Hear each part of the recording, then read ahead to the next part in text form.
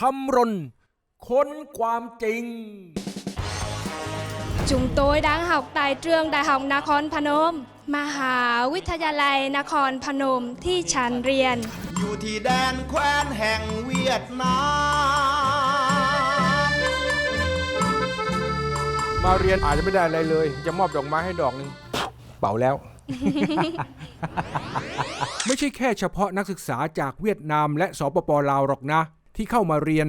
ในวิทยาลัยการท่องเที่ยวและอุตสาหกรรมบริการ เพราะในปีหน้าเป้าใหญ่คือนักศึกษาจากจีนตอนใต้ มหาวิทยาลัยนครพนมจะเป็นศูนย์การศึกษาของอนุภูมิภาคลุ่มน้ำโขงโดยใช้ถนน R8 R9 R12 เป็นตัวจับ เป็นไงครับคนไทย คนไทยใจดีค่ะ ช่วยเหลือพวกหนูดีมากเลยค่ะ ประทับใจ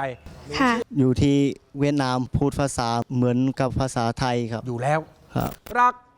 เมืองไทย ไม่ว่าเวียดนามไม่ว่าจีน ต่อไปภายหน้าการท่องเที่ยวบริการและอาหารจะต้องเชื่อมต่อถึงกัน และนักศึกษาเหล่านี้ละ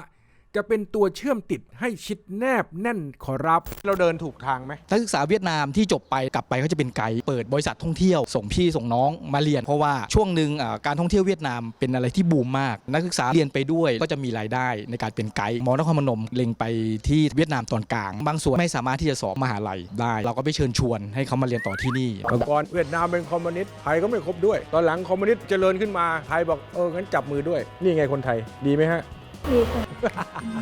สานเปี่ยมด้วยของดีศิลปะมากมีให้ชมมากมายวัฒนธรรมมันนำค่าเปี่ยมล้นยึดเดี่ยวใจคนอีสานทั่วไป